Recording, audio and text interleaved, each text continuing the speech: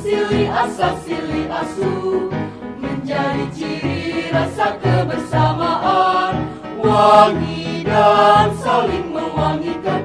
Jayalah Universitas Pakuan untuk kejayaan bangsa Indonesia.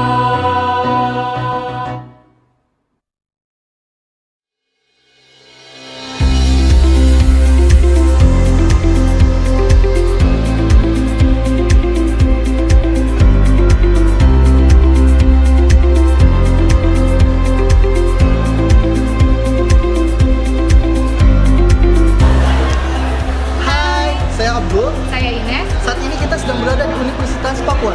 Tepatnya di depan Gedung Geraha Pakuan Siliwangi. Saat ini kami akan memperkenalkan salah satu program studi yang ada di Universitas Pakuan, yaitu Program Studi Ilmu Komputer.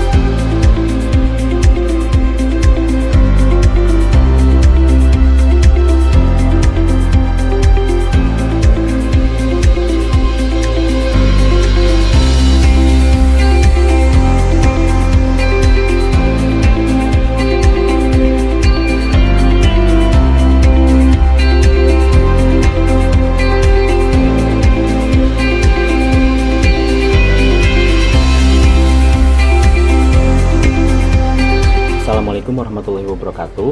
Nama saya Wana Sedayu. Saya bekerja di PT Fujitsu Indonesia sebagai Business Development. Saya kuliah di Pakuan dari tahun 2005 sampai dengan 2009. Berdasarkan pengalaman saya kuliah di Pakuan, menurut saya kurikulum yang diberikan terutama untuk teori dan praktik sudah sangat memadai, yaitu sudah menjadi cukup bekal buat saya untuk meniti karir, mulai dari 4 tahun sebagai programmer, kemudian 2 tahun sebagai project manager, sampai dengan posisi saya saat ini sebagai business development di PT Fujitsu Indonesia. Jadi menurut saya Pakuan cukup menjadi pilihan yang terbaik untuk kuliah.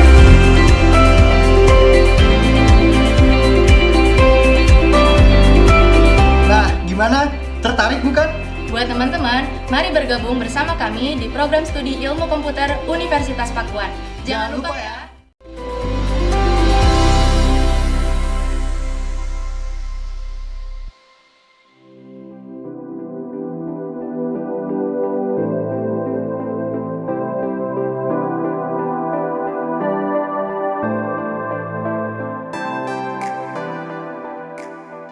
Bismillahirrahmanirrahim. Dengan resmi acara webinar ini saya buka. Bismillahirrahmanirrahim.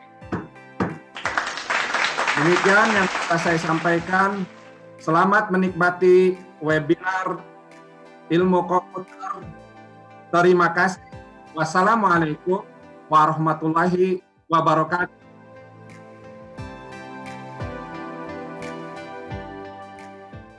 Terima kasih kepada Bapak Asep Deni Eskom MSc PhD yang telah membuka acara Computer Science Webinar Series Creative Developer with Society 5.0. Selanjutnya kita akan mendengarkan laporan dari Ketua Program Studi Ilmu Komputer kepada yang terhormat Ibu Lita Karlita Sari Eskom MMSI, kami persilakan.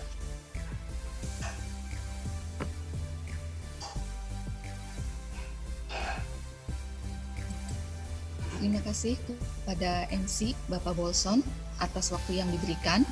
Terima kasih pula kami ucapkan kepada Dekan Fakultas MIPA Bapak Asep Deni MSc PhD yang telah memberikan sambutan serta membuka acara Computer Science Webinar Series hari ini. Perkenalkan, saya Lita Karlita Sari, Ketua Program Studi Ilmu Komputer FMIPA Universitas Pakuan sekaligus sebagai Ketua Panitia. Selamat datang kami ucapkan kepada peserta webinar, Dekan Fakultas MIPA, Bapak Asep Deni MSc PhD, Wakil Dekan 1, Ibu Dr. Hervina MPD MKom, Wakil Dekan 2, Ibu APT Sri Wardatun MFAM, Bapak Ibu Struktural di lingkungan FMIPA, Bapak Ibu dosen, Bapak Ibu dari perguruan tinggi, sekolah, instansi, dan industri, serta adik-adik mahasiswa yang kami banggakan.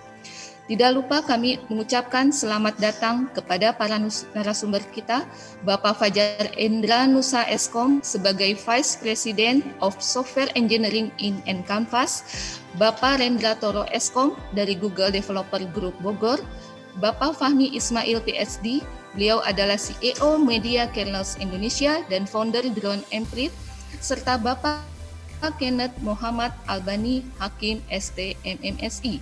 Saat ini bekerja sebagai Digital Design Trainer di Victoria. Bismillahirrahmanirrahim. Assalamualaikum warahmatullahi wabarakatuh.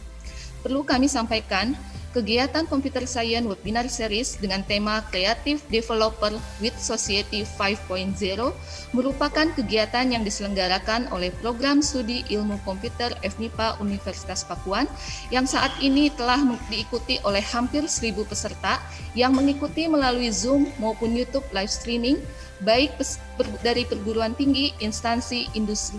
Di antaranya, selain Universitas Pakuan, IPB University, Institut Teknologi Bandung, Universitas Gunadarma, Universitas Pasundan, Universitas Mercu Buana, Universitas Nusa Putra, Universitas Jambi, Institut Sains dan Teknologi Al-Kamal, Universitas Buana Perjuangan Karawang, Universitas Bayangkara Jaya, Universitas Dina Sarana Mandiri, Universitas Indraprasta PGRI Jakarta, Universitas Krishna Dwipayana Jakarta, Universitas Persada Indonesia YAI, Universitas Islam Riau, Universitas Al-Azhar Indonesia, Universitas Bina Insan Lubuk Linggau, Universitas Muslim Indonesia Makassar, Universitas Muhammadiyah Ponorogo, Unika de la Salle Manado, Universitas Islam Nusantara, Universitas Singap Perbangsa Karawang, Universitas Khairun, UIN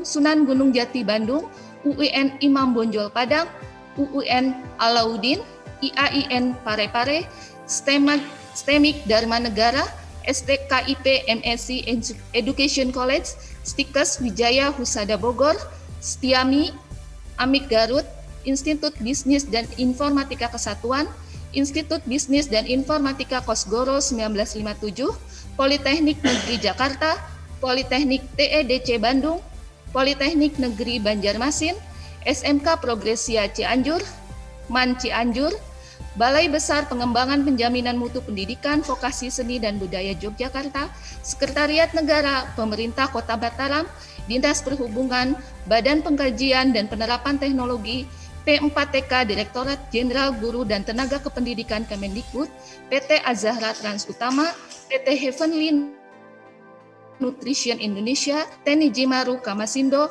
Rumah Sakit Baptis Kediri, Kaliandra Adventure, dan Gumati Hotel dan Resto. Semoga dengan kegiatan ini, Bapak, Ibu, serta adik-adik mahasiswa dapat mengembangkan teknologi informasi secara kreatif yang berbasis kepada masyarakat. Demikian laporan kegiatan kami sampaikan. Terima kasih atas perhatiannya. Kami berharap Bapak, Ibu, dan adik-adik mahasiswa dapat mengikuti dan menikmati kegiatan ini dari awal hingga akhir. Terima kasih. Wabillahi taufiq wal hidayah. Wassalamualaikum warahmatullahi wabarakatuh.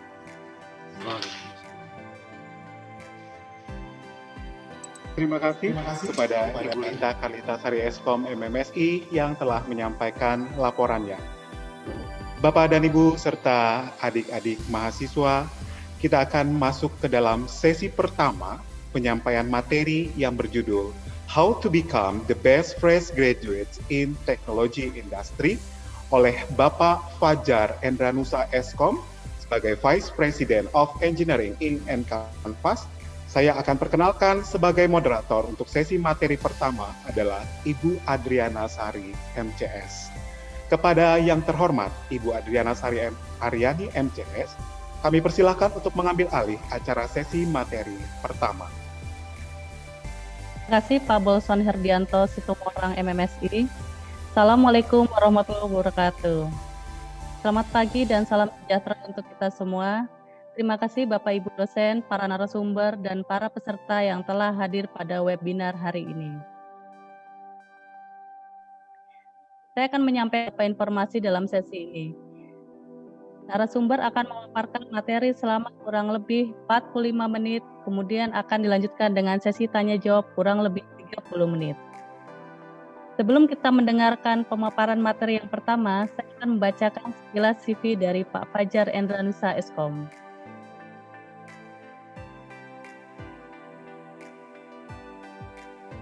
Pak Fajar merupakan alumnus dari Universitas Gadjah Mada angkatan tahun 2004. Beliau pernah mendapatkan beberapa penghargaan yaitu Winner of Indosat Wireless Innovation Contest tahun 2009, Asia Best Employer Brand Award tahun 2011, dan Shortlist Winner of European Satellite Navigation Contest tahun 2011. Beberapa pengalaman kerjanya di dunia IT diantaranya yaitu sebagai software engineer di PT Mitrais, freelance lead engineer, kemudian sebagai project manager di PT BIP, dan saat ini menjabat sebagai Vice President of Software Engineering PT Inc. and Canvas. Baiklah para hadirin, tanpa menunggu waktu lama kita mulai sesi pemaparan materi yang pertama yang berjudul How to Become the Best Fresh Graduate in Tech Industry yang akan dibawakan oleh Pak Fajar Endranusa Eskom. Kepada Pak Fajar Endranusa Eskom kami persilahkan. Baik, Assalamualaikum warahmatullahi wabarakatuh. Selamat pagi semuanya. Yang saya hormati Pak Dekan MIPA Universitas Papua Pak Asep Deni, kemudian juga Bu Lita sebagai Kaprodi Ilmu Komputer Universitas Pakuan. Juga saya hormati panitia dari kegiatan Creative Developer with Society 5.0 dan rekan-rekan mahasiswa dari Universitas Pakuan dan berbagai universitas lainnya. Semoga kita semua dalam keadaan sehat-sehat. Baiklah, saya akan coba untuk memulai dari sesi pertama ini.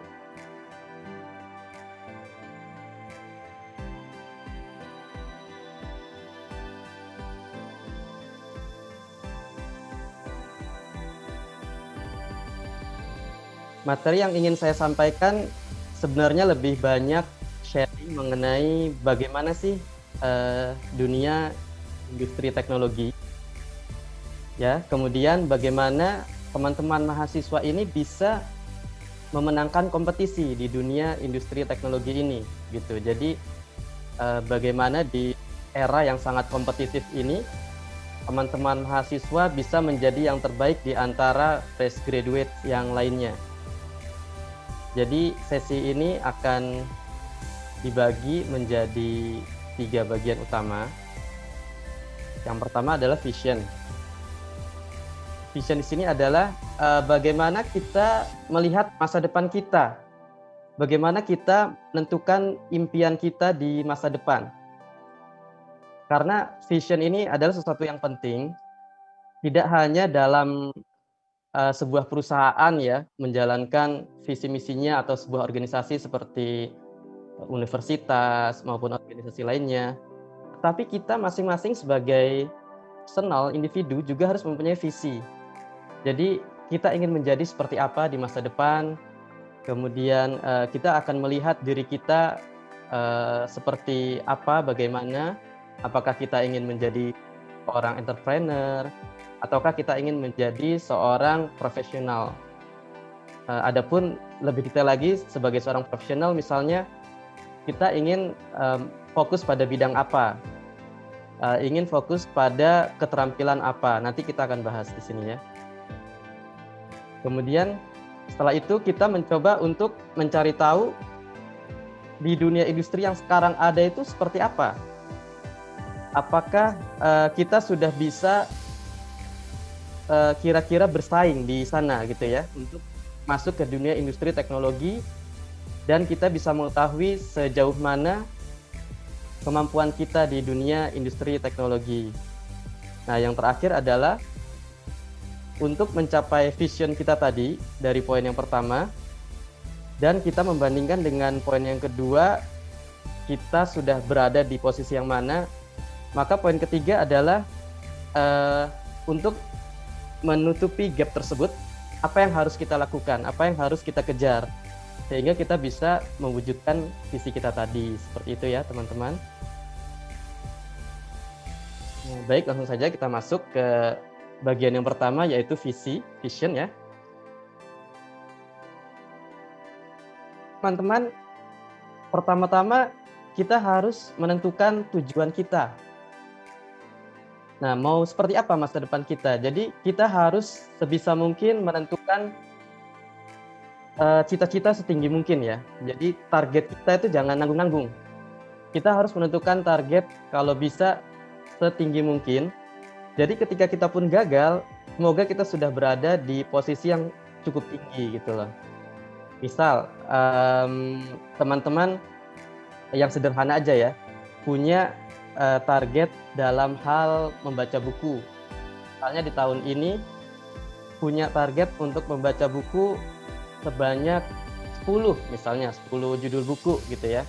Seandainya pun teman-teman gagal, maka mungkin semoga teman-teman sudah berhasil membaca 5 judul atau 6 judul buku gitu loh. Jadi jangan nanggung-nanggung kalau untuk membuat sebuah tujuan, sebuah goal ya, objektif, langsung saja set yang tinggi. Sehingga kalaupun gagal, semoga kita sudah cukup tinggi gitu. Nah, kemudian yang berikutnya adalah kita harus segera dari sekarang menentukan karir kita mau seperti apa, karir path-nya. Jadi kalau teman-teman tadi sudah membayangkan, oh di masa depan saya mau menjadi seorang top engineer gitu. Nah, maka dari sekarang sudah mulai direncanakan apakah ingin bekerja di sebuah perusahaan teknologi, ingin menjadi apa gitu ya. Kemudian nanti dari perusahaan tersebut lanjut pindah ke perusahaan lain misalnya, mau menjadi apa, atau mau mengembangkan karir seperti apa, itu dari sekarang harus segera direncanakan. Bagi yang mungkin lebih tertarik untuk entrepreneur, untuk usaha, ya juga dari sekarang langsung direncanakan usahanya untuk misalnya 5 tahun ke depan gitu ya. Kita sudah set roadmap-nya, jadi tahun pertama mungkin membuat produk dengan minimum fungsionalitas gitu ya, atau disebut biasanya MVP, minimum viable product. Kemudian tahun kedua mencari customer, tahun ketiga mengembangkan usaha dan seterusnya, seperti itu. Nah, itu sudah mulai dibuat karir path-nya dari sekarang.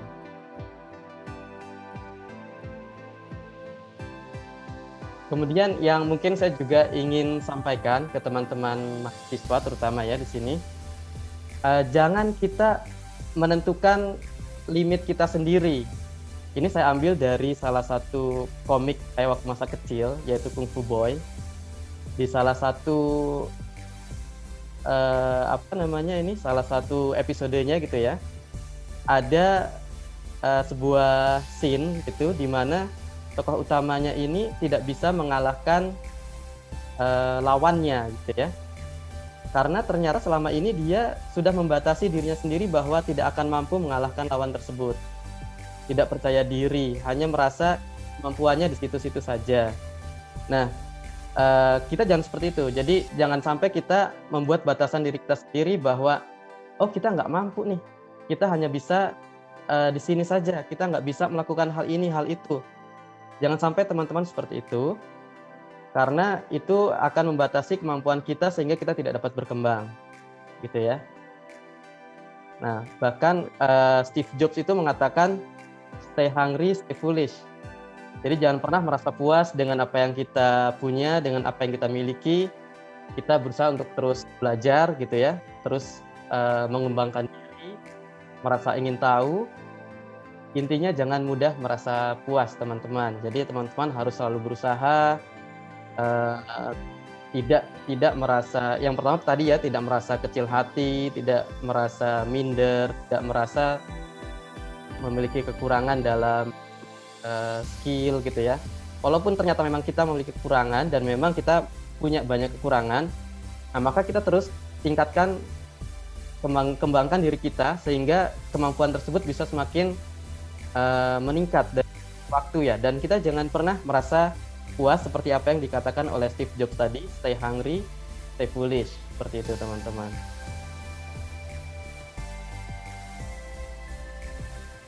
Nah, ini ada yang bisa menginspirasi kita untuk supaya kita bisa terus berusaha menjadi yang lebih baik dari waktu ke waktu. Saya akan membawakan beberapa profil di sini. Nah, yang pertama ini mungkin kira-kira teman-teman ada yang tahu nggak ya? Ini foto dari siapa? Boleh nggak Ibu Moderator, Ibu Adriana? Saya memberikan kuis ini. Jadi mungkin dari teman-teman mahasiswa ada yang bisa menjawab atau siapapun boleh. Nanti saya ada hadiah Ya, silakan Pak Fajar. Digital item. Jadi saya ada beberapa digital item, diantaranya adalah template CV yang premium, ada juga template untuk web design, WordPress, ada juga template untuk presentasi seperti ini ya, PowerPoint, semuanya itu premium. Jadi teman-teman nggak usah khawatir kalau teman-teman mendapatkan ini, jadi mungkin nggak ada orang lain yang punya gitu loh, karena semuanya ini template digital yang premium. Nah, kalau boleh jadi mohon diberikan kesempatan Ibu Moderator untuk saya menyampaikan sebuah kuis kecil. Barangkali ada teman-teman dari mahasiswa yang bisa menjawab siapakah beliau yang ada di foto ini. Ya, silakan mungkin.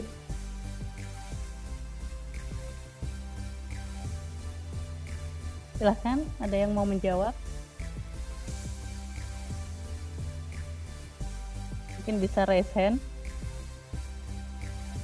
Ya, bisa raise hand. Silakan.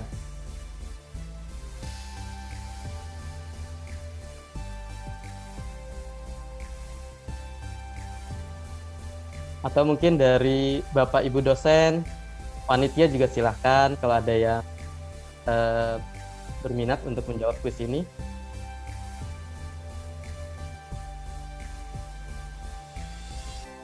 Silakan Bapak Ibu, adik-adik mahasiswa.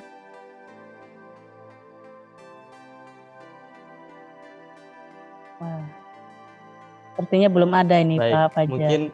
Mungkin terlalu Bisa sulit pertanyaannya ya, dilanjutin jadi aja. saya keep. Iya. Ya. Baik, mungkin saya keep dulu. Ini nanti hadiahnya bisa dijadikan untuk kuis berikutnya. Jadi beliau adalah Bapak Handri Satriago. Ya. Beliau adalah seorang CEO dari General Electric Indonesia. Nah, jadi ini bukan orang sembarangan ya. Beliau adalah CEO dari perusahaan salah satu yang tertua di dunia ya, GE, General Electric, di mana pendirinya salah satunya adalah Thomas Alva Edison.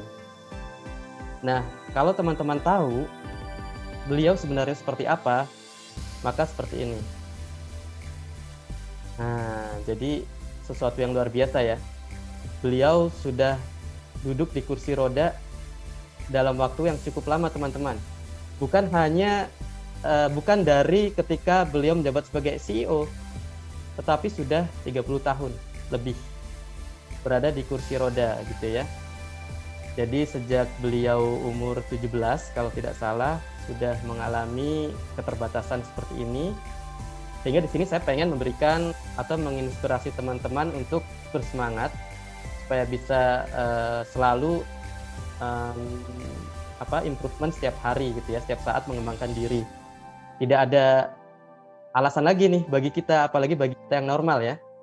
Bapak Andri Satriago saja bisa dengan keadaannya seperti itu, 30 tahun di kursi roda, menjabat sebagai CEO dan perusahaan bukan perusahaan yang sembarangan ya.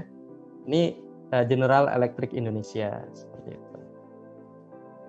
Yang kedua di sini ada Jack Ma. Seperti yang teman-teman tahu ya, Jack Ma ini pendiri Alibaba Group. Beliau sebenarnya dulu waktu mau kuliah di Harvard Business School selalu ditolak gitu. Jadi mencoba masuk ke Harvard Business School ditolak hingga puluhan kali. Juga untuk mencari kerja, dia sudah puluhan kali juga ditolak. Kalau nggak salah satu pengalamannya itu pernah coba melamar kerja di KFC ya. Dari 24 pelamar, hanya dia yang ditolak. Itu luar biasa. Jadi bagaimana kalau kita bayangkan sebagai beliau, dengan mental yang begitu down ya, gagal kerja, gagal kuliah, dan sebagainya. Tapi beliau ternyata tidak putus asa. Beliau terus berjuang, terus berusaha, bahkan sekarang menjadi sangat sukses ya. Salah satu orang yang terkaya di dunia, Alibaba Group-nya, gitu ya. Oh iya, dulu sebelum Alibaba ini sukses, sempat tidak ada yang percaya juga idenya. Ide Alibaba ini tidak dipercaya oleh teman-temannya, bahkan oleh keluarganya sendiri pun banyak yang tidak percaya. Yang terakhir yang bisa menginspirasi kita, saya rasa salah satunya adalah Elon Musk. Elon Musk ini sekarang sudah sukses ya dengan Tesla, SpaceX, dan Boring Company. Nah, ini 3 perusahaan ini contoh perusahaan teknologi yang luar biasa ya teman-teman ya. Tesla adalah perusahaan mobil listrik yang sekarang menurut saya yang terbaik di dunia, karena memang salah satu modelnya sendiri yakni Tesla Model S itu sudah beberapa tahun memenangkan penghargaan sebagai mobil terbaik di dunia gitu ya. Juga dari sisi keamanannya, mobil-mobil Tesla ini mempunyai keamanan yang luar biasa. Juga dari teknologinya, self-driving, ada AI-nya di mobil. Belum lagi dari desainnya yang futuristik. SpaceX juga demikian ya, ini perusahaan roket milik Elon, di mana SpaceX ini telah menerbangkan sangat banyak sekali sekarang pesawat ruang angkasa, juga satelit-satelit ya yang sudah disewa oleh pemerintah dari berbagai negara. Sementara yang Boring Company ini adalah sebuah perusahaan transportasi yang sangat menurut saya fenomenal ya. Jadi kalau selama ini kita tahu transportasi darat itu mungkin paling cepat dengan kereta itu ya, kereta dari Jepang itu ya, Shinkansen misalnya. Nah ini ada lagi transportasi massal dari Boring Company, di mana kita menggunakan sebuah moda di bawah tanah teman-teman, di bawah tanah pakai tunnel.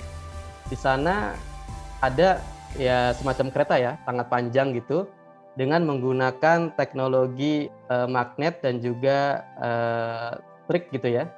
listrik dan magnet yang dipadukan, sehingga dengan ruangan yang hampa udara tersebut bisa mencapai kecepatan yang sangat tinggi, ratusan kilometer per jam. Itu bukan pesawat padahal ya, di darat seperti itu. Ini Elon Musk sangat sukses. Nah, beliau pun gagal berkali-kali waktu mendirikan perusahaan-perusahaannya ini, sempat hampir bangkrut. Walaupun memang awalnya sudah sukses ya di PayPal. Jadi Elon Musk ini salah satu pendiri PayPal juga.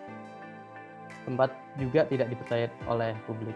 Nah, jadi di sini teman-teman, saya mengajak untuk tetap semangat, tetap berusaha, kita selalu improvement setiap hari, setiap saat untuk menjadi lebih baik lagi gitu teman-teman.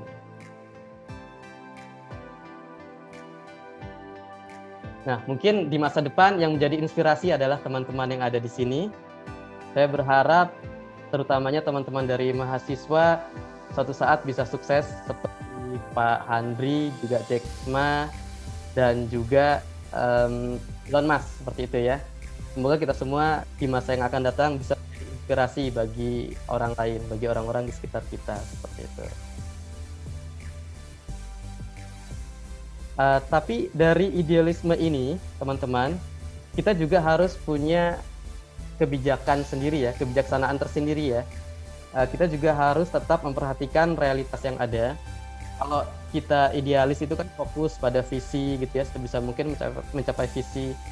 Tapi juga tolong diseimbangkan dengan prioritas dan keadaan. Karena di kondisi yang sekarang ini memang di mana-mana sedang mengalami berbagai tantangan ya, disebabkan oleh pandemi COVID-19 ini. Jadi teman-teman juga harus tetap mempertimbangkan prioritas ada. Nah, perbaikan yang tadi saya sampaikan itu sebisa mungkin continuous. Atau biasa disebut kalau di dunia industri gitu ya, di dunia profesional itu biasanya Kaizen. Walaupun sebenarnya Kaizen ini bisa diterapkan juga di kehidupan sehari-hari. Intinya bagaimana kita improve diri kita sendiri setiap saat berkelanjutan. Salah satunya Cristiano Ronaldo ya. Cristiano Ronaldo ini salah satu pemain sepak bola yang sangat kagum dengan prinsip Kaizen dan menerapkannya dalam kehidupannya. Nah, tapi improvement ini terkadang membutuhkan juga timing yang tepat, teman-teman. Di sini salah satu kebijaksanaan yang harus kita perhatikan juga. Misalnya sekarang kondisi pandemi ya, banyak orang yang sulit mencari pekerjaan. Mungkin kita terkadang tidak bisa terlalu banyak memilih. Tidak apa-apa, untuk sementara kita hanya bisa memilih apa yang ada. Tapi ketika kondisi sudah berubah menjadi lebih baik lagi, kita kembali lagi ke idealisme awal kita, seperti itu ya. Dan untuk menyeimbangkan itu semua, dan juga sebagai kesimpulan dari antara idealisme dan reality, saya rasa kita perlu membuat peluang kita sendiri. Jadi teman-teman harus bisa create opportunity masing-masing begitu ya. Karena semua orang, saya percaya, memiliki peluang yang berbeda-beda, memiliki peluang masing-masing yang harus dikejar oleh diri kita sendiri. Jadi tidak bisa kita hanya menunggu, misalnya, oh ini nggak ada lowongan kerjaan nih, jadi saya belum bisa kerja. Nah teman-teman jangan seperti itu ya, nanti setelah lulus, teman-teman harus berusaha. Jadi cari lowongan-lowongan yang ada, kalau misalnya nggak ada mungkin bisa bertanya gitu ya. Kenalan, kerabat, saudara, ada lowongan nggak, seperti itu misalnya. Kemudian bisa juga, nanti akan kita bahas ya di sesi kedua, teman-teman harus bisa kreatif, menciptakan peluang seperti itu. Jadi diantaranya misalnya gunakan teknologi yang sekarang ada seperti LinkedIn, job portal, atau sosial media ya, teman-teman bisa share misalnya portfolio teman-teman di project, atau mungkin kalau teman-teman yang fokusnya di desain, portfolio desainnya juga bisa di-share. Nanti kita bahas lebih detail. Nah, kita masuki sekarang bagian kedua. Di bagian kedua ini adalah kita akan melihat seperti apa pertama ya di dunia industri teknologi yang ada sekarang, baik lokal maupun global, supaya teman-teman di sini bisa mendapatkan semangat gitu ya, bisa mendapatkan motivasi, karena memang dunia industri teknologi sangat menarik teman-teman. Kalau teman-teman nanti tahu lebih detail, tahu lebih dalam, itu rasanya teman-teman akan termotivasi untuk bisa menghasilkan yang terbaik untuk masing-masing. Jadi salah satu yang harus kita perhatikan adalah Silicon Valley. Silicon Valley ini selalu menarik untuk disimak, karena tentunya saat ini, sejak dari dulu hingga saat ini sebagai kiblat teknologi. Mungkin teman-teman juga ada yang sudah pernah tahu ya, pernah nonton gitu. Ada serial di HBO judulnya Silicon Valley. Ini memang diambil dari Silicon Valley itu sendiri yang ada di Amerika ya, di California. Jadi Silicon Valley adalah sebuah daerah, sebuah kawasan di negara bagian California, di sekitaran San Francisco, teman-teman. Di sana berkumpulnya perusahaan-perusahaan teknologi yang besar.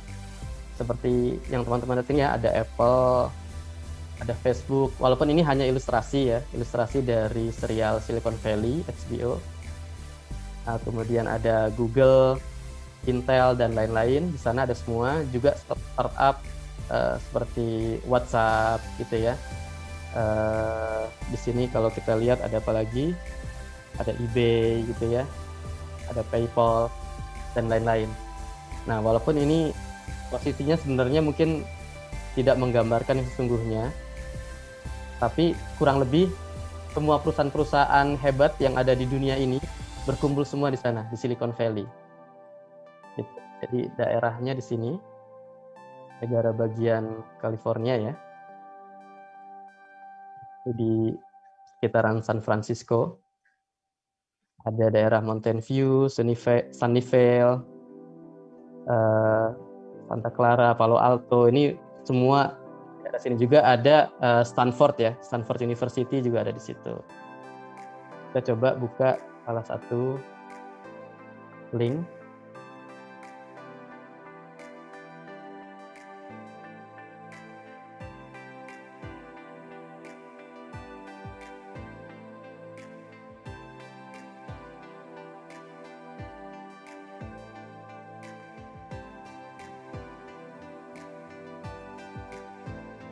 Nah, ini yang perusahaan-perusahaan besar aja. Jadi Google ada di sini. Mungkin tentang Google saya juga malu ya kalau cerita lebih detail, karena ada nanti Mas Rendra, Pak Rendra yang lebih tahu tentunya tentang Google ya. Ada juga Apple ya. Apple di sini ya, dia markasnya. Sekarang ada kantornya yang baru, itu Apple Park, sangat besar.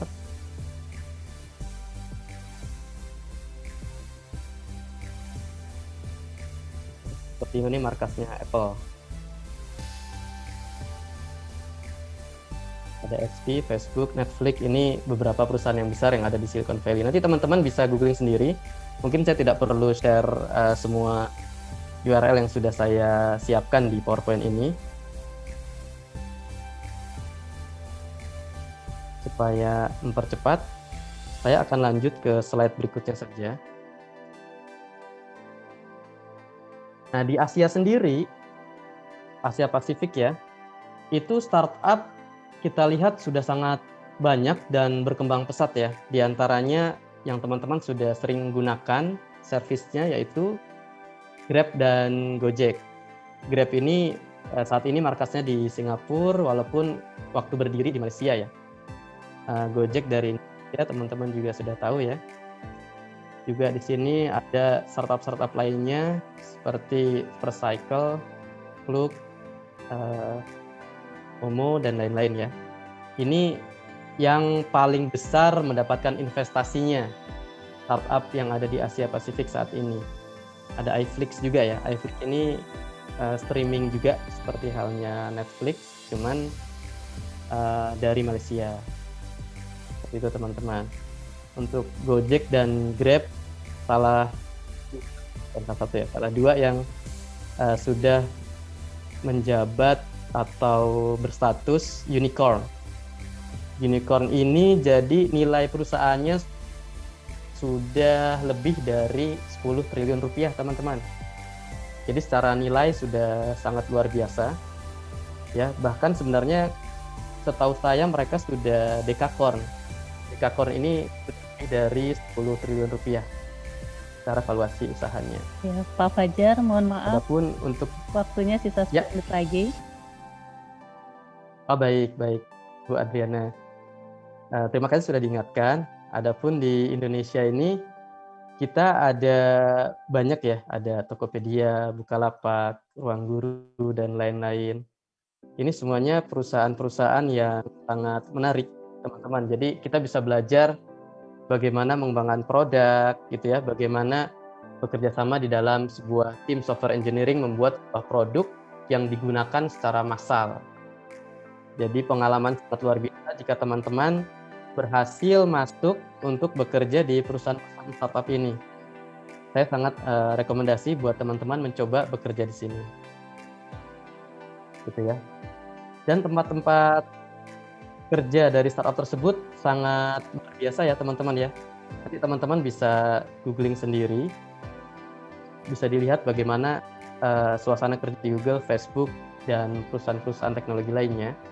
Karena didesain sedemikian rupa supaya kita nyaman berada di sana. Ada tempat untuk olahraga gitu ya, untuk bermain game, untuk istirahat dan sebagainya. Juga untuk makanan tersedia dengan berlimpah gitu ya. Jadi jangan khawatir ada snack segala macam, teman-teman bisa menikmati apa yang ada di perusahaan-perusahaan tersebut. Nah, kemudian pekerjaan seperti apa sih yang ada di dunia industri teknologi ini, dan juga bagaimana jenjang karirnya ya di dunia teknologi. Nah, ini di antara contoh pekerjaan yang bisa teman-teman lihat di dunia industri teknologi, khususnya di software engineering ya. Walaupun di sini juga ada seperti IT administrator ya, sistem administrator. Ini lebih ke biasanya secara umum untuk mengurusi IT gitu ya, network seperti itu, database. Nah, ini teman-teman juga nanti bisa pelajari. Mungkin ini bisa di-share ya Bu Adriana nanti PowerPoint-nya ya. Ya, Pak Fajar nanti akan di-share. Nah, jadi teman-teman juga bisa cek langsung pekerjaan apa saja yang tersedia di perusahaan-perusahaan seperti Gojek, Tokopedia, Lazada, ya, AWS dan lain-lain.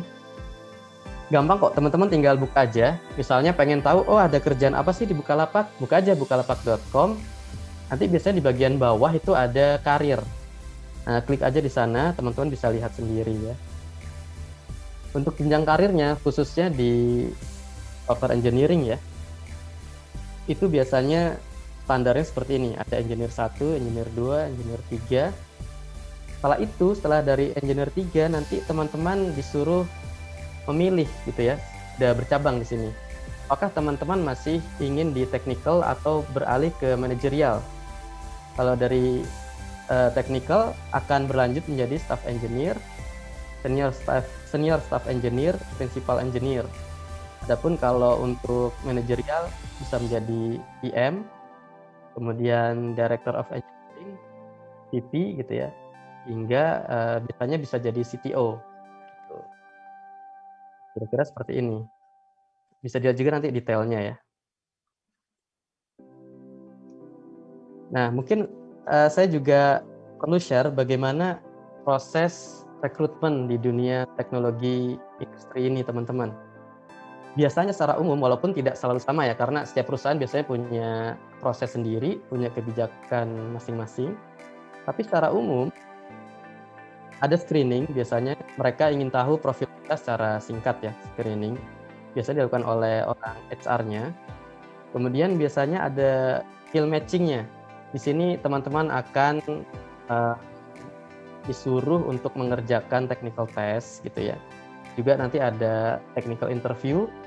Dan biasanya ini technical test dan technical interview itu berlapis-lapis teman-teman. Jadi siap-siap aja.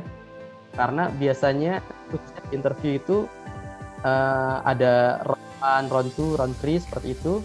Karena yang pertama ada interview oleh peers. Peers ini jadi rekan-rekan kita nanti di perusahaan tersebut yang satu profesi atau satu fokus dengan kita, satu bidang gitu ya. Misalnya kita sebagai software engineer, nanti kita juga diinterview oleh para software engineer, mungkin yang sudah senior tapi tentunya. Kemudian round 2-nya mungkin oleh manajer, Round 3-nya adalah user di sini adalah orang yang membutuhkan kita untuk bekerja di sana siapa. Misalnya head of engineering gitu ya, atau siapa. Nah, yang terakhir nanti biasanya prosesnya ada culture fit dan juga proses administrasi. Di culture fit ini biasanya perusahaan ingin mengetahui sejauh mana nih teman-teman antusias terhadap pekerjaan tersebut dan perusahaan tersebut gitu ya. Kerja sama timnya apakah bisa nanti, apakah teman-teman mampu gitu ya untuk bekerja sama dengan tim, keinginan belajar dan berkembang dan sebagainya, itu akan ada di culture fit seperti itu.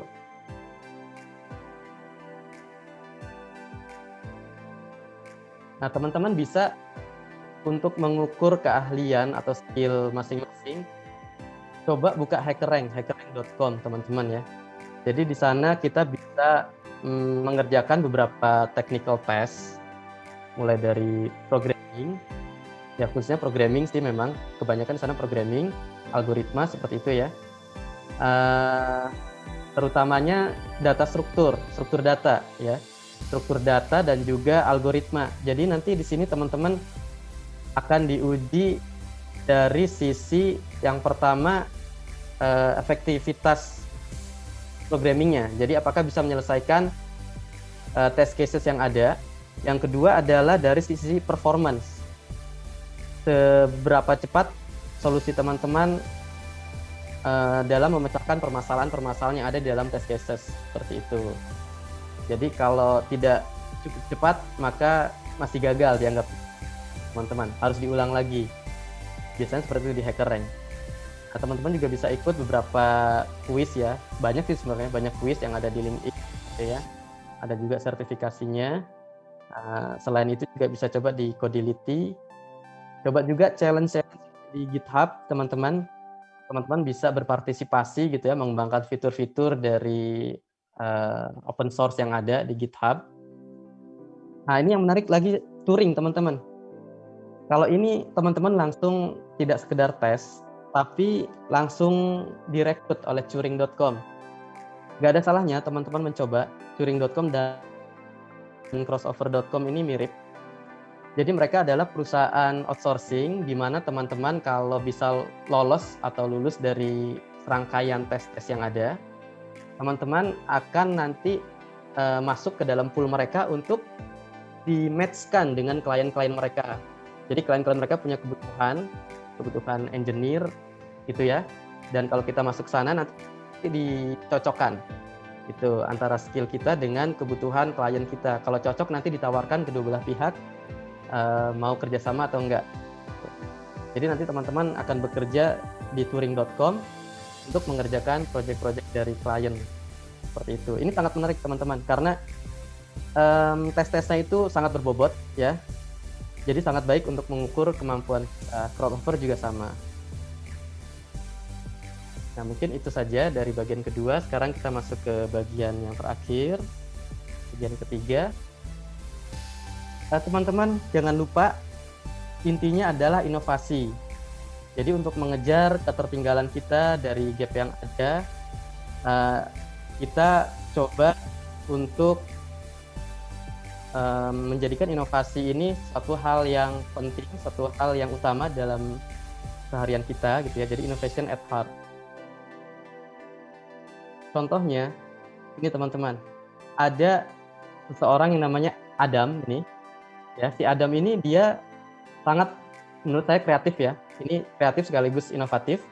Dia mencoba untuk mencari pekerjaan dengan memasang iklan di billboard, bahwa dia mengatakan bahwa ini adalah uang terakhir saya, maka tolong berikan pekerjaan untuk saya. Nah, jadi teman-teman harus kreatif, harus inovatif seperti apa?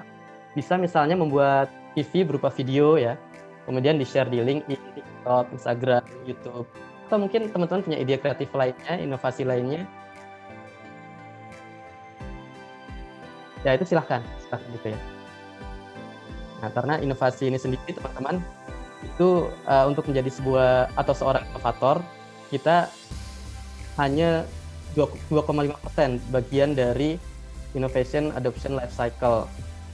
Karena majority-nya di sini ya, 34 dan 34 ini ya. Early majority, late majority, seperti itu. Nah, sebisa mungkin kita seminimal-minimalnya itu ada di sini teman-teman, early adopters dan early majority sebisa mungkin, supaya kita nggak ketinggalan dalam mengejar teknologi yang ada. Jangan sampai menjadi laggard nih ya, yang tertinggal. Nah, ini teman-teman bisa coba ya untuk mencari opportunity tadi. Selain LinkedIn ini sangat bagus teman-teman. Kemudian bisa coba glassdoor.com juga, Stack Overflow juga banyak lowongan. Tadi Curing, crossover. Nah, coba job portal gitu ya, job portal sangat banyak seperti Jobstreet ya, dan job portal lainnya teman-teman bisa coba.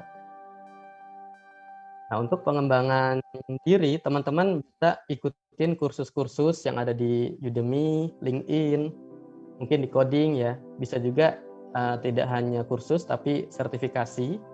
Usahakan teman-teman bisa mengikutinya dengan baik, gitu ya, sehingga mendapatkan sertifikat. Karena sertifikat ini sangat bermanfaat untuk melamar kerja juga, teman-teman. Bisa diperhatikan dan dipertimbangkan juga. Ya, AWS atau AWS ini juga salah satu yang menjadi certificate provider terbaik saat ini. Nah, salah satu kuncinya teman-teman untuk fundamental knowledge ini tolong dikuasai dengan baik gitu ya. Jadi untuk software engineer misalnya tentang struktur data dan algoritma itu harus benar-benar dipegang. Jadi kalau untuk algoritma mungkin teman-teman sudah belajar ya di kampus, itu bagaimana time complexity dari O1, O log n, On dan seterusnya. Bisa mungkin kita pakai algoritma yang secara time complexity-nya rendah gitu ya. Jangan sampai misalnya sampai pakai yang On kuadrat gitu ya. Nah, ini teman-teman coba pelajari lagi, karena kalau teman-teman mau bekerja di misalnya Silicon Valley, ini sangat diperhatikan. Dan ini menjadi salah satu hal yang dites di dalam technical testnya mereka. Gitu. Kemampuan kita dalam memilih algoritma yang terbaik. Nah, kemudian untuk interview, teman-teman jangan lupa persiapkan sebaik mungkin ya. Sebisa mungkin sudah di konsep interviewnya. Mau nanti interview itu mau seperti apa, teman-teman harus sudah punya gambaran dari awal. Mau menyampaikan apa saja yang ingin ditanyakan. Kalau perlu dibuat catatannya semua itu, kemudian latihan teman-teman. Jadi teman-teman simulasi berulang kali ya, pakai Zoom atau Google Meet, sampai sekiranya cukup confidence untuk menghadapi interview yang ada. Gitu ya. Kemudian soft skill juga jangan lupa dibangun, kemampuan komunikasi gitu ya, kerjasama tim dan lain-lain. Nah, ini yang terakhir mungkin dari saya, ada beberapa rekomendasi buku untuk dibaca. Teman-teman bisa coba cari buku Zero to One, ini sangat inspiratif ya, sangat benar-benar memotivasi kita untuk berkembang dan menjadi lebih baik, dari Peter Thiel ya. Peter Thiel juga salah satu pendiri dari PayPal. Ada juga dari Startup. Terus bukunya Steve Jobs ini juga sangat bagus ya, dari Walter Isaacson, The Innovators, Elon Musk, Innovators Dilemma, Hook, Delivering Happiness juga ini sangat bagus. Jadi Tony, CEO-nya dari Zappos ya, baru meninggal ya belum lama ini karena kebakaran di rumahnya. Nah, ini Delivering Happiness, bagaimana Zappos ini berevolusi dari sebuah perusahaan e-commerce sepatu menjadi perusahaan yang benar-benar fokus di customer service gitu. Nah, kemudian juga teman-teman harus baca buku-buku technical atau textbook lainnya yang bisa membantu untuk mengembangkan diri teman. Ya, mungkin demikian yang bisa saya sampaikan, Bu Adriana. Waktu saya serahkan kepada Ibu untuk mungkin sesi tanya jawab ya selanjutnya. Iya, terima kasih Pak Fajar. Di sini sudah ada beberapa pertanyaan, mungkin saya bacakan. Yang pertama dari Gesi Siva Yustari, Universitas Pakuan. Bagaimana caranya untuk terus berkonsisten dalam satu hal? Apa yang harus dilakukan ketika kita selalu merasa gagal? Silakan. Ya, baik. Pertanyaan yang sangat bagus ya. Jadi bagaimana kita bisa tetap konsisten ya, sementara kita sering mengalami kegagalan. Hal ini seperti yang sudah saya sampaikan tadi untuk contoh kasus dari Jack Ma ya. Jack Ma seperti yang kita ketahui, beliau sangat sukses dengan Alibabanya, Alibaba Group, Alibaba.com ya. Jadi sekarang tidak hanya fokus di e-commerce ya, Alibaba, karena sudah menjadi sebuah grup yang sangat besar. Mereka juga punya bisnis di cloud service seperti AWS, Azure, Google Cloud Provider. Juga bahkan sudah punya unit usaha untuk investasi gitu ya, dan unit usaha lainnya. Jadi sangat besar sekali Alibaba Group.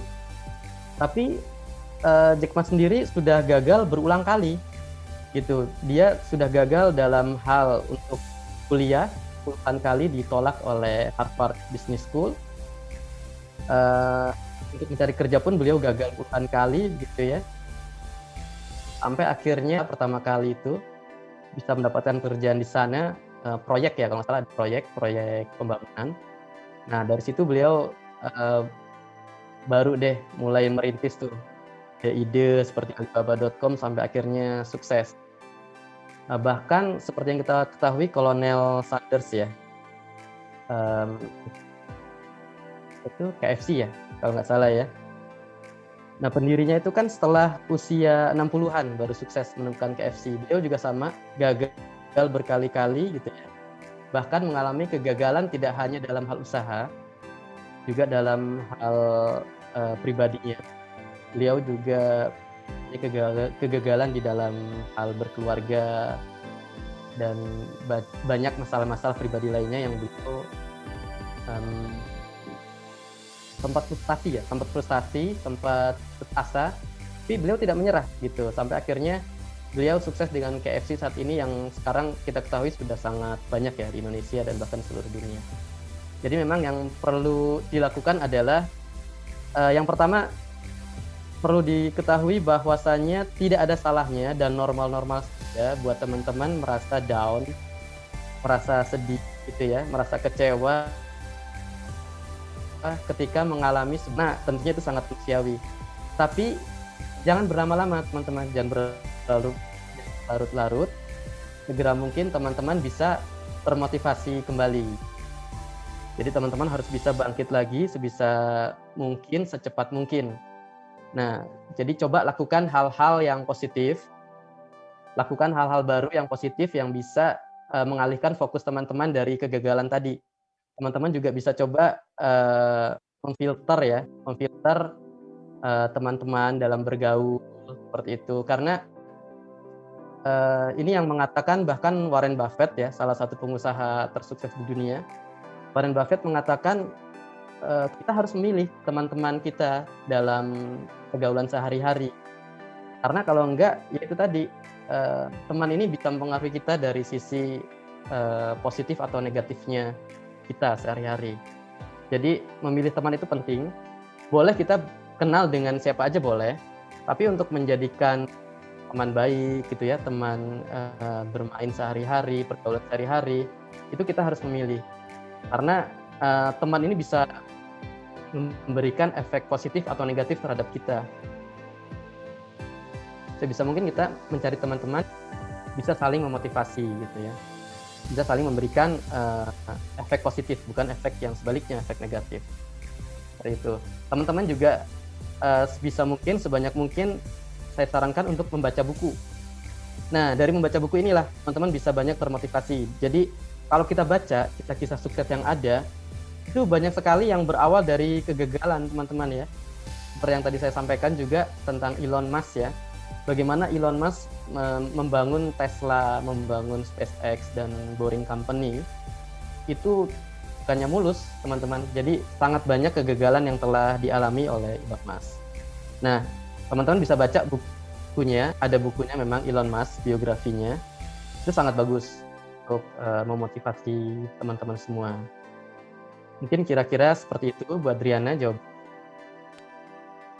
Ya, terima kasih Pak Fajar. Ini ada pertanyaan selanjutnya. Sebagai fresh graduate, apakah penting idealisme dalam mencari pekerjaan, sedangkan kebanyakan lowongan pekerjaan yang tersedia jauh dari yang diinginkan? Ini pertanyaan dari Adesa Gita, Universitas Pakuan. Silakan Pak Fajar. Baik, terima kasih Mbak Gita ya tadi yang bertanya. Pertanyaan juga bagus. Jadi saat ini kebanyakan lowongan pekerjaan mungkin agak jauh dari idealisme kita. Nah, itu tadi seperti yang sudah saya sampaikan, kita perlu memiliki kebijaksanaan tersendiri gitu, mempunyai wisdom tersendiri terhadap idealisme, apalagi di saat-saat seperti ini. Teman-teman tahu sendiri ya, sekarang kita semua sedang mengalami pandemi ya, yang diakibatkan oleh COVID-19, dan ini dialami oleh semua kalangan gitu, sehingga ekonomi kita secara umum ya, secara global pun terpengaruh. Akibatnya apa? Dari sisi ketersediaan opportunity, peluang kerja, ya memang banyak kesempatan peluang kerja yang tidak terbuka gitu dengan sebab adanya pandemi ini. Jadi seperti yang saya sampaikan tadi, terkadang idealisme itu membutuhkan timing khusus gitu, membutuhkan timing yang tepat untuk kita bisa improve lebih lanjut. Untuk saat ini kita lebih mengutamakan apa yang ada sekarang gitu ya. Jadi dari realita yang ada, kita lihat keadaan, kita harus bisa prioritaskan diri kita masing-masing. Misalnya kalau kita benar-benar membutuhkan pekerjaan dan menjadi tulang punggung keluarga, tidak ada salahnya untuk kita bekerja sebagai apa saja selama memang itu adalah pekerjaan yang baik, gitu ya. Gak apa-apa, teman-teman masuk aja dulu, lamar aja dulu. Bisa juga nanti kan setelah teman-teman masuk, mungkin ada peluang yang lebih baik 6 bulan berikutnya misalnya, teman-teman coba lagi gitu, coba cari peluang yang lebih baik lagi, tapi minimal untuk menutupi kebutuhan yang ada, prioritas yang ada saat ini, teman-teman bisa mencoba berkarir dari yang tersedia saat ini gitu.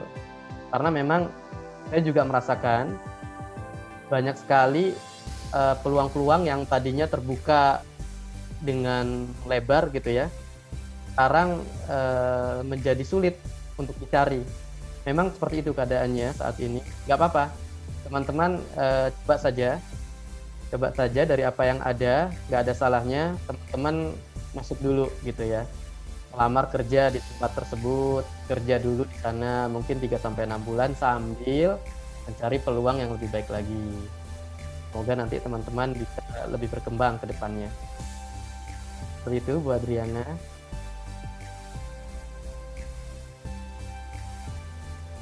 Ya, terima kasih Pak Fajar. Ini ada pertanyaan lagi, ini lumayan banyak pertanyaannya. Waduh. Dari Muhammad Alwi nggak akan ada yang Amarian. Oke. Ternyata ini topik yang sangat menarik. Ya, bagaimana Baik. cara mengatasi rasa ragu dalam diri kita terhadap apa yang sedang kita pelajari atau yang sedang kita jalani? Mungkin ini banyak yang membutuhkan kata-kata motivasi ya Pak Fajar ya. Ya, silakan Pak Fajar. Iya. Ya mungkin saya bisa beralih profesi jadi motivator ya. Salam super. Baik teman-teman, ini ada pertanyaan yang menarik juga. Bagaimana kita mengatasi rasa keraguan-raguan atau mungkin ini lebih ke masalah percaya diri ya Bu Adriana menurut saya. Jadi begini, ragu-ragu atau tidak confidence biasanya itu terbangun karena kita tidak menguasai apa ya, bisa dibilang mungkin environment atau atmosfer yang ada gitu ya. Nah ini penyebabnya diantaranya itu adalah kita mungkin belum terlalu menguasai hal tersebut gitu ya, materi tersebut atau knowledge tersebut. Misal nih, ketika teman-teman mau interview, nah ketika kalian mau menjalani sebuah interview dan itu adalah technical interview, kalau teman-teman benar-benar menguasai materi atau knowledge yang sekiranya akan diajukan nanti ya ketika interview, itu biasanya percaya diri teman-teman akan menjadi jauh lebih baik gitu. Tapi ketika kita sendiri ragu dengan apa yang kita miliki ya, mungkin kita kurang persiapan selama ini, kurang latihan, kurang juga mungkin tadi ya rehearsal gitu ya. Nah, itu memang akan mengurangi kepercayaan diri kita, dan juga kita semakin ragu-ragu dengan kemampuan kita, dengan apa yang kita pelajari. Nah, jadi yang pertama teman-teman, coba perbanyak atau tambah hasanah keilmuan kita ya, knowledge kita, melalui banyak membaca. Jadi teman-teman coba banyak membaca. Kalau kita lihat nih, orang-orang yang memang sudah istilahnya melanglang buana ya di dunia public speaking ya. Misalnya orang-orang yang pintar seperti Elon Musk gitu ya, atau mungkin Steve Jobs tadi ya, itu mereka cerdas luar biasa karena mereka memang gemar membaca, teman-teman. Seperti Elon Musk ini luar biasa. Elon Musk ini membacanya, kemampuan membacanya itu sangat luar biasa. Nah, dengan membaca ini, jadi kita sudah lebih menguasai knowledge ya, lebih menguasai materi yang ada, sehingga kita juga yakin dengan diri kita sendiri. Ketika kita menghadapi orang lain, ketika misalnya interview atau public speaking, presentasi, kita yakin dengan materi yang akan kita sampaikan. Karena kita sudah tahu fakta yang ada, data yang ada, ilmu yang ada, itu sudah kita pelajari semua. Sehingga apa yang kita sampaikan itu, kita benar-benar tahu, kita benar gitu ya. Kita benar-benar tahu, kita benar-benar paham, sehingga kita yakin bahwa apa yang akan kita sampaikan atau apa yang akan ditanya, kita bisa menjawab dengan baik, seperti itu. Nah, yang kedua, selain yang pertama tadi, kita perbanyak hasanah keilmuan kita dengan membaca. Yang kedua adalah berlatih, teman-teman ya. Jadi teman-teman perbanyak berlatih. Kalau teman-teman mau meningkatkan kepercayaan diri dalam keahlian misalnya membangun software, berarti ya teman-teman harus perbanyak latihan membuat software. Bikin aja yang kecil-kecil. Misalnya software database mahasiswa gitu ya. Tapi dari apa yang dibuat ini sebisa mungkin perhatikan kualitasnya, teman-teman.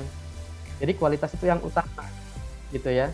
Dari tadi yang pertama kita sudah pelajari, kita sudah dapatkan knowledge-nya. Nah, itu diimplementasikan ke dalam latihan-latihan gitu ya. Ke dalam dalam hal ini kalau membuat software ya, dalam software engineering-nya itu kita terapkan dari apa yang sudah kita pelajari. Nah, kita kejar kualitasnya di sana. Gitu. Perbanyak latihan-latihan. Kalau tadi software engineering membuat software, kalau untuk misalnya teman-teman yang desain ya coba buat desain, nanti dipublish, lihat komentar dari orang-orang seperti itu ya. Kira-kira bagaimana komentarnya, kemudian kita coba improve dari komentar yang ada, dari masukan yang ada. Nah, kalau untuk mungkin presentasi, public speaking, teman-teman bisa perbanyak jam terbangnya. Coba perbanyak latihan presentasi gitu ya. Bisa juga mengadakan event-event gitu ya. Misalnya mengajukan diri ke instansi tertentu untuk menjadi pembicara, misalnya seperti itu. Nah, itu bisa meningkatkan kepercayaan diri kita pada akhirnya karena kita sudah banyak berlatih. Sudah banyak jam terbang. Dengan banyaknya latihan dan jam terbang ini, kita menjadi tahu gitu loh. Kita menjadi tahu kiat-kiat yang harus dilakukan, persiapan yang harus dilakukan gitu ya. Jadi mungkin nanti juga ada plan A, plan B. Kalau ini kurang sesuai dengan rencana awal, berarti kita harus gimana. Jadi kita udah tahu salah-salahnya. Demikian kira-kira buat dia. Ya, terima kasih Pak Fajar. Ini ada pertanyaan lagi dari Irwan, Institut Sains dan Teknologi Al-Kamal. Pak Fajar, apakah referensi bacaan buku kita harus tentang teknologi saja? Atau mungkin ada referensi bacaan yang lain? Ya, baik. Silakan Pak Fajar. Dari Mas Irwan ya. Sebenarnya begini teman-teman. Ini juga yang kami lakukan di perusahaan kami ya. Yang pertama terkait minat dan bakat. Nah, terkadang kita tuh belum tahu minat dan bakat kita yang sebenarnya gitu. Jadi beberapa kali kami temukan kasus di perusahaan kami ya, ada programmer yang secara progres itu bisa dibilang ya masih agak di bawah harapan gitu ya. Jadi agak lambat perkembangannya, tidak bisa mengikuti project dengan baik gitu ya. Kami coba evaluasi, kami coba biasanya mentoring dulu. Mentoring, memberikan arahan seperti apa sebaiknya perbaikan-perbaikannya supaya bisa berkembang dan mengikuti teman-temannya yang lain. Nah, tapi ternyata setelah beberapa lama, 3 bulan pun belum ada perkembangan misalnya. Nah, dari situ kami coba pelajari, mungkin memang minatnya dan bakatnya bukan di programming. Dan ternyata benar, orang tersebut ternyata minat dan bakatnya lebih ke desain gitu loh. Nah, jadi beliau ini dulu masuk ke perusahaan kami melalui jalur magang sebagai programmer dari sekolahnya. Gitu. Kemudian meneruskan kerja di sini, tapi ternyata kurang bisa mengikuti perkembangan teman-temannya. Nah, lama-kelamaan kami ketahui ternyata bakatnya itu lebih di desain. Nah, akhirnya ya sudah, kami pindahkan dia yang awalnya sebagai programmer menjadi desainer, graphic designer. Nah, dalam hal ini juga terkait dengan pertanyaan Mas Irwan tadi, sebenarnya ketika Mas Irwan baca-baca gitu ya buku teknologi, bisa jadi mungkin kurang menarik bagi Mas Irwan. Ya bisa saja karena memang mungkin minatnya bukan di situ, dan itu tidak masalah. Coba aja mungkin Mas Irwan bisa baca-baca buku yang lain, ya bidang yang lain, misalnya arsitektur, karena arsitektur ini juga hal yang menarik ya buat saya ya. Atau mungkin pelajari juga tentang desain secara umum ya. Desain ini kan tidak melulu terkait dengan software ya. Desain ini tentang banyak hal ya, bahkan ada konteks yang lebih luas lagi. Misalnya terkait dengan tata ruang perkotaan dan sebagainya, itu kan juga ada ilmunya gitu ya. Bagaimana kita mendesain tata ruang, perkotaan dan sebagainya, dan itu juga sangat menarik gitu. Jadi coba aja Mas Irwan misalnya iseng-iseng datang ke toko buku, ke Gramedia gitu ya. Atau mungkin bisa juga googling di Google Books gitu ya. Nah, cari aja materi-materi yang mungkin tidak berkaitan dengan teknologi tapi menarik bagi Mas Irwan. Coba aja dibaca-baca sedikit. Kalau makin lama makin menarik ya mungkin passionnya di sana gitu, mungkin passionnya di bidang tersebut.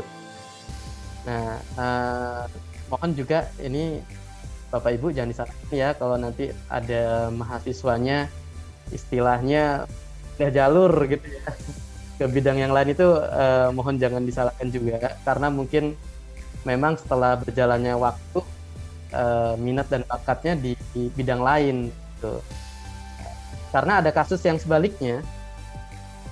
Ini kalau teman-teman tahu ya, VP Vice Presidennya dari belanja.com. Beliau adalah Aditya Eka. Ini teman saya juga, teman kerja saya dulu. Nah, beliau itu kuliahnya di ekonomi, teman-teman. Jadi kuliahnya di ekonomi, tapi kemudian yaitu pindah jalur. Ini jadi kasusnya sebaliknya ya, dari ekonomi pindah jalur ke software engineering gitu. Kemudian kami kerja di perusahaan yang sama waktu itu. Setelah itu kami pisah masing-masing. Sekarang beliau jadi Vice Presidennya belanja.com. Jadi kalau menurut saya pribadi ya itu tidak masalah gitu.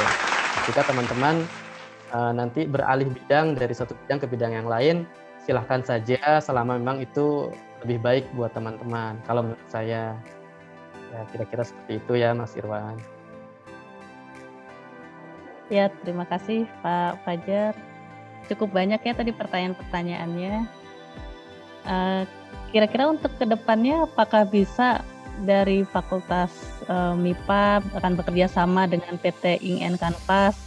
Gimana kira-kira Pak Fajar? Baik, Bu Adriana. Tentunya kami dari Ink & Kanvas, ya PT Idea Nusantara Cipta ini sangat menyambut baik jika memang ada peluang kerjasama antara kami dengan Universitas Pakuan gitu, Bu Adriana. Justru kami sangat senang jika nanti kedepannya bisa menjalin kerjasama. Karena saat ini pun kami bekerja sama dengan sekolah-sekolah dan juga beberapa universitas ya, dalam hal diantaranya untuk SMKN 1 Ciamas, kami selain menjadi ujikom eksternal ya, jadi penguji dari ujikom eksternal, kami juga menjadi partner dari Teaching Factory di sana. Gitu. Jadi kami sudah menjalin kerjasama sejak tahun 2018 dengan SMKN 1 Ciamas. Selain itu mereka juga siswa-siswanya sudah cukup banyak yang selama ini magang di tempat kami gitu ya. Demikian juga pernah dari IPB University ya, magang di tempat kami juga pernah, dan juga ada beberapa sekolah lainnya. Nah, jadi yang pertama kami sangat buka untuk menjalin kerjasama dalam hal magang misalnya ya. Tapi khusus untuk magang ini memang mohon maaf kami ada sedikit policy untuk ini Bu Adriana, seleksi. Jadi ada proses seleksinya dulu nanti untuk teman-teman mahasiswa yang sekiranya ingin magang di tempat ini. Nah, yang berikutnya mungkin dari kerjasama ini bisa juga karena kami memang salah satu visinya adalah untuk menjembatani atau mengurangi ya gap yang ada gitu ya dari dunia edukasi, dunia pendidikan dengan dunia industri. Itu adalah salah satu misi kami. Tuh, jadi salah satu program yang ingin kami jalankan adalah sesuai dengan tema yang saya sampaikan saat ini, bagaimana kami bisa mempersiapkan talent-talent yang ada dari fresh graduate ini supaya siap masuk ke dalam industri teknologi gitu. Tidak hanya masuk tapi justru menjadi salah satu yang terbaik di sana seperti itu Bu Adriana. Jadi mungkin nanti kita bisa bekerja sama misalnya kalau saya kepikirannya nanti kita cari sponsor gitu ya, bikin kegiatan semacam training gitu ya, training, kemudian juga nanti ada simulasinya untuk technical test dan juga interview, sehingga nanti teman-teman di sini selain sudah siap secara knowledge juga sudah merasakan oh seperti ini loh proses hiring atau proses rekrutmen itu nantinya ketika nanti teman-teman berusaha untuk apply di sebuah perusahaan sudah tahu tuh, sudah siap. Jadi bisa menghilangkan tadi yang ditanyakan oleh siapa tadi ya, salah satu penanya tentang keraguan-keraguan tadi. Nah ini salah satunya mungkin melalui kegiatan yang kita kerjasamakan ini Bu Adriana dengan FMIPA atau Prodi Ilmu Komputer Universitas Pakuan. Nanti mungkin kita bisa bicarakan, kami bisa bertamu juga, nanti bisa mampir ke Pakuan gitu ya. Boleh, nanti bisa di-set agendanya Bu Adriana. Ya, terima kasih Pak Fajar. Nggak terasa ya, sesi pertama ini sudah selesai. Mungkin dari Fajar bisa memilih penanya terbaik dari beberapa pertanyaan tadi. Baik, penanya terbaik. Sebenarnya semua pertanyaan tadi bagus ya menurut saya. Jadi ini sebuah permintaan yang sulit nih Bu Adrian. Karena pertanyaannya baik semua. Gitu ya. Iya, mungkin nanti bisa di ini aja. Ya, mungkin saya rasa tadi ya, Pak, penanya ya? tentang Saya, boleh. Jadi penanya yang tadi ya tentang yang bagaimana kita bisa terus konsisten ketika kita sering mengalami banyak kegagalan. Saya rasa itu pertanyaan yang sangat baik, apalagi dengan kondisi yang saat ini. Jadi hal itu lebih kontekstual. Karena saya melihat saat ini yang namanya kegagalan itu sudah benar-benar banyak menghantui semua orang gitu Bu Adriana. Jadi tidak di kalangan fresh graduate saja, orang-orang yang sudah bekerja pun kan banyak yang kena PHK gitu ya, yang usaha banyak yang gulung tikar, jadi sangat cocok dengan kondisi saat ini. Saya rasa mungkin itu pertanyaan yang terbaik dari sesi 1 ini Bu Adriana. Iya. Ya, terima kasih Pak Fajar atas sama-sama waktu, Bu Adriana. Ya, atas waktunya dan materinya juga sangat menarik. Mudah-mudahan materi yang telah disampaikan bermanfaat bagi kita semua. Terima kasih juga kepada audiens yang begitu antusias menyimak pada materi sesi ini. Ya, saya Adriana pamit undur diri. Terima kasih. Wassalamualaikum warahmatullahi wabarakatuh. Ya, saya kembalikan Terima kasih acara semuanya. kepada MC Pak Bolson Situmorang, MSc. Assalamualaikum warahmatullahi wabarakatuh. Waalaikumsalam warahmatullahi wabarakatuh. Terima kasih kepada Ibu Adriana Sari Aryani MCS yang telah menjadi moderator di sesi materi pertama. Bapak dan Ibu serta adik-adik mahasiswa yang kami banggakan, kita telah menyaksikan dan mendengarkan pemaparan materi yang disampaikan oleh Bapak Fajar Endranusa Eskom. Pada sesi materi pertama, panitia telah menentukan penanya terbaik, dan penanya terbaik adalah Gesi Siva Yustari. Selamat kepada Gesi Siva Yustari. Panitia akan menghubungi Anda untuk memberikan hadiahnya. Sebelum mengakhiri sesi pertama, kita akan menyaksikan penyerahan plakat secara virtual kepada Bapak Fajar Endranusa Eskom yang akan diserahkan oleh Bapak Dekan Fakultas Matematika dan Ilmu Pengetahuan Alam Universitas Pakuan kepada yang terhormat Bapak Asep Deni Eskom, MSc PhD. Kami persilahkan untuk menyerahkan plakat secara virtual kepada Bapak Fajar Endranusa Eskom. Baik, terima kasih, Bolson.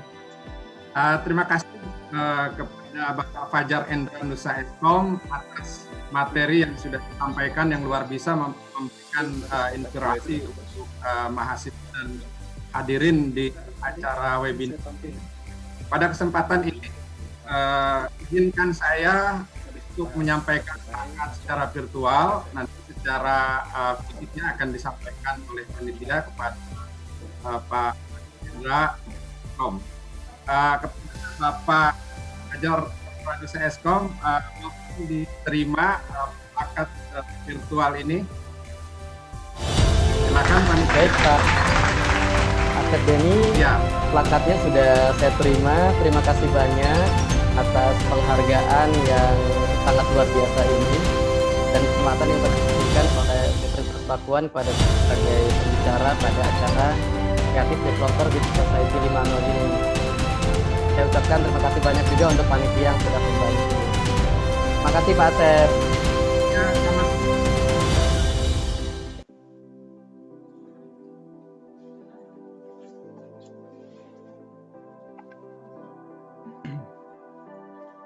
Terima kasih kepada Bapak Asep Deni Eskom MSc PhD yang telah menyerahkan plakat secara virtual kepada Bapak Fajar Endranusa Eskom. Kami juga menyampaikan terima kasih kepada Bapak Fajar Endranusa Eskom yang telah menyampaikan materi How to Become the Best Fresh Graduates in Technology Industry. Semoga materi yang telah disampaikan dapat bermanfaat bagi semua peserta dan menginspirasi adik-adik mahasiswa. Mari kita berikan aplaus kepada Bapak Fajar Endranusa Eskom. Terima kasih Pak Bolson. Sama-sama Bapak.